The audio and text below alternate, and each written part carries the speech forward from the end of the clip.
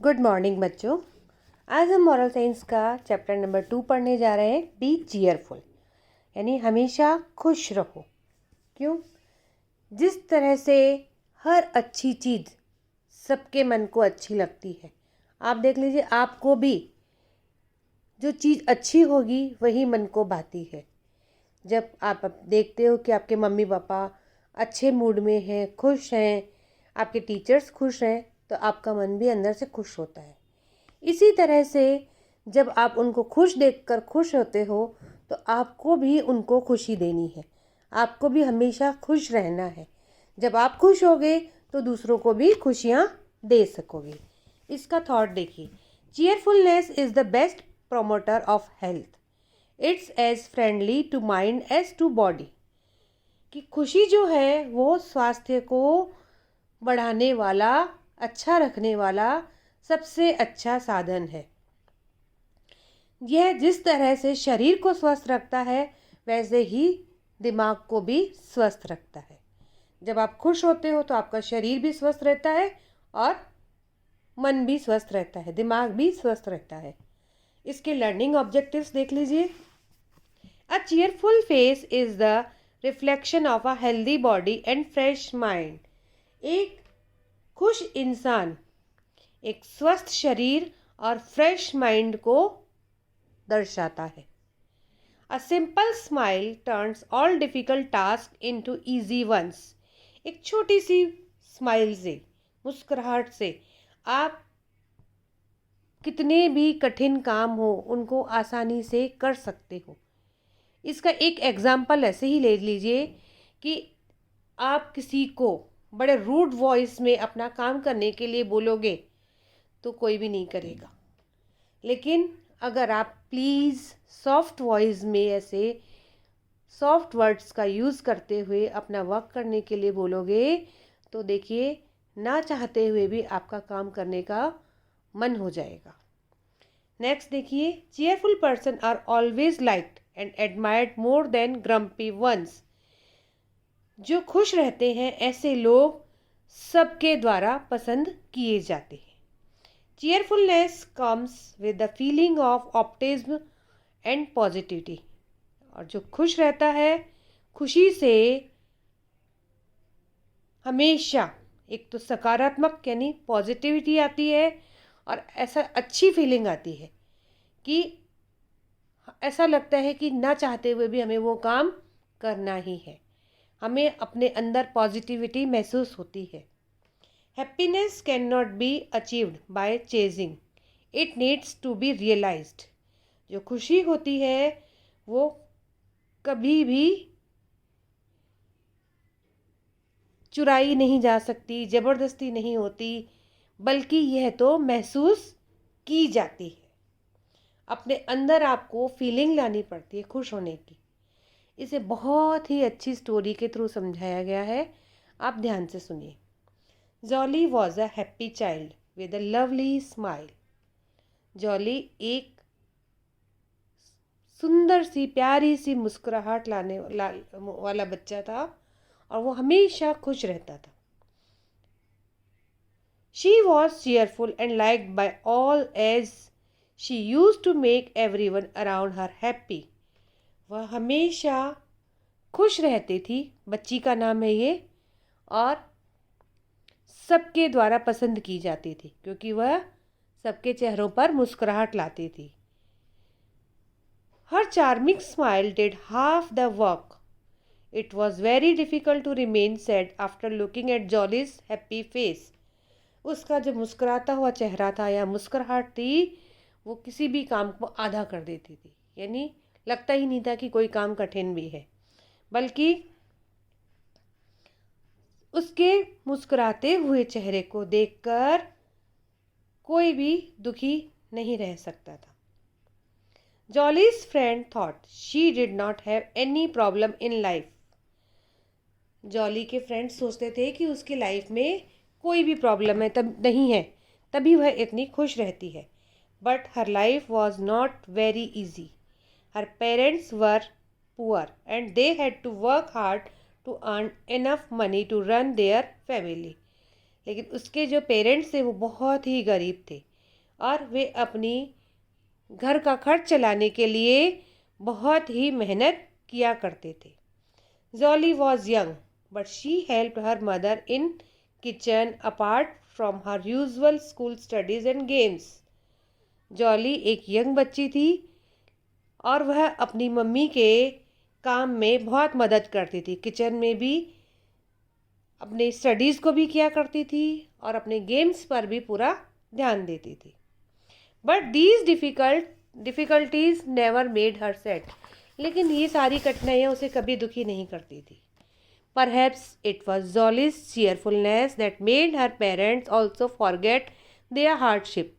शायद जॉली के ये खुश रहने के कारण ही उसके पेरेंट्स अपनी इस दुख को भूल जाते थे। Whenever they felt tired and upset, they spoke to their daughter. It inspired them to stay happy and keep working hard. जब कभी वे थक जाते या दुखी होते तो वे अपनी बेटी से बात कर लेते थे और इसी से उन्हें खुश रहने की और ज़्यादा मेहनत करने की प्रेरणा भी मिलती थी। क्योंकि बच्चों, माँ बाप के लिए बच्चे एक अनमोल खजाना होते हैं। जब वो खुश होते हैं तो उनको देखकर अपने आप ही अंदर एक खुशी मिलती है। तो जॉली के माता पिता भी जब जॉली से बात करते तो उसको खुश देखकर वे बहुत ही खुश होते थे और वे अंदर ही अंदर और मेहनत करने के लिए प्रेरित होते थे। It was not only her parents who forgot their worries because of Jolly's happy ways. Her neighbors, friends, relatives and teachers also liked Jolly because she made them feel good about themselves. सिर्फ उसके parents ही नहीं थे जो कि उसको देखकर अपनी चिंता भूल जाते थे, क्योंकि जॉली हमेशा खुश रहती थी, बल्कि उसके नेबर्स, पड़ोसी, उसके फ्रेंड्स, उसके रिश्तेदार, उसके टीचर्स भी जॉली को बहुत पसंद करते थे, क्योंकि वह उन्हें भी खुशियाँ देती थी। You look so beautiful today, auntie, Jolly would tell the poor lady who came to their house to sell vegetables, and the lady would suddenly forget that she was unhappy about some problem at her home. She would just smile and her day would be made. Aunty, आप कितने सुंदर लगते हो, jolly ने इतना ही कहा उनके घर पर जो सब्जी बेचने वाली एक औरत आई थी उसे। और यह सुनकर वह औरत अचानक से अपने सारे दुख भूल गई। उसके चेहरे पर मुस्कुराहट आ गई कि उसे अपने घर पर थोड़ी सी प्रॉब्लम थी जिसके कारण वह अंदर दुखी थी। लेकिन जैसे ही उसने जॉली से अपनी तारीफ़ सुनी, वह सारी दुख भूल गई और खुश हो गई। And her day would be made, और उसका पूरा दिन अच्छा बीत गया। But there are also some people who are in the habit of staying sad. They do not look at the happier side of their lives and complain about some small problems that they face. Jolly's friend Grumpy was one such person. लेकिन कुछ ऐसे लोग भी होते हैं जिनकी की आदत होती है हमेशा दुखी रहने की। वे कभी भी खुश नहीं दिखते अपने जीवन से और हमेशा छोटी छोटी बातों के लिए वो कंप्लेन किया करते हैं, शिकायत किया करते हैं। ऐसे ही लोगों में जॉली का एक फ्रेंड था ग्रम्पी, जिसका नाम था ग्रम्पी। वह भी ऐसा ही था, हमेशा शिकायतें करना, दुखी रहना उसका नेचर था। Grumpy often ignored the things that he should be happy about. Grumpy कभी भी खुश नहीं रहता था, बल्कि जो चीज़ें उसे खुशियाँ देती थी उनको भी वो इग्नोर कर देता था। Instead he always found ways to be sad. Jolly did not like to see him sad, so she always tried to cheer him up with her smile and happy behaviour. वह तो हमेशा दुखी रहने के तरीके सोचता रहता था और जॉली उसे कभी भी दुखी नहीं देखना चाहती थी, पसंद नहीं करती थी कि वो दुखी हो।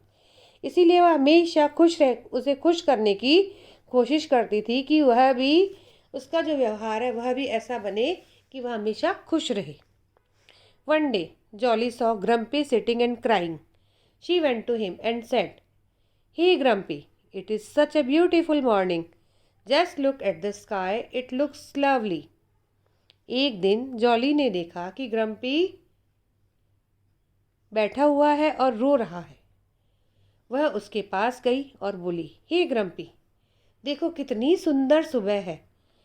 आसमान की तरफ देखो, कितना सुंदर दिखाई दे रहा है।" This did not improve Grumpy's mood.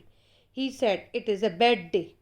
My mother scolded me this morning and I do not want to speak to anyone, just go away." लेकिन इससे ग्रम्पी के मूड में कोई सुधार नहीं आया। वह बोला कि यह तो आज बहुत ही बुरा दिन है। मेरी मम्मी ने मुझे आज सुबह डांट दिया।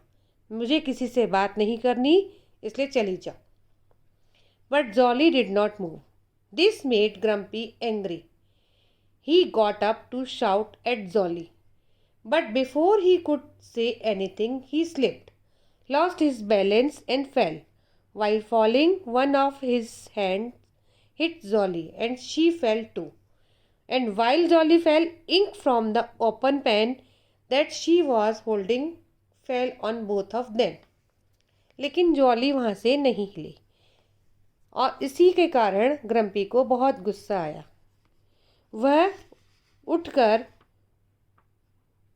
जॉली पर चिल्लाने लगा, लेकिन वह कुछ कहता इससे पहले ही उसका पैर फिसल गया और उसका बैलेंस बिगड़ गया और वह गिर गया।